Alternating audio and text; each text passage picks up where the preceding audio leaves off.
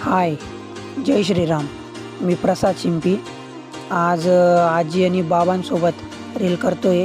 आज आमच्या शेतात मक्की मोडानं आणि कापणं काम चालू शे. ही म्हणे आजी आहे. हिचं वय 70 ते 75 आहे आणि ती या वयमासुद्धा आमले मदत करस. मक्की कपाशी निघणं जाये, कपाशी येसणं जाये, मिरची निघणं जाये. पण आत्ताची पिढी 50-60 वयातच थकून जाईल. हे माझे बाबा आहेत. त्यांचं वय बी 90-92 आहे. ते बी आम्हाला थोडंफार लहान लहान कामांना मदत करू लागता. हे पहा, मक्की मोडली गेली आहे, कापून गेली आहे आणि मक्का जमा करू राहिले. गुड करणार 4-5 माणसे लायल शेतच. मग पप्पान त्या म्हणे काम जाई. मग पप्पान त्या म्हणे जाई म्हणे बहीण बरी आहे म्हणे, मोटर चालू कर दे म्हणे. मग मी इकडं बहीण मोटर चालू करून बहीण बरोबर राहिलो.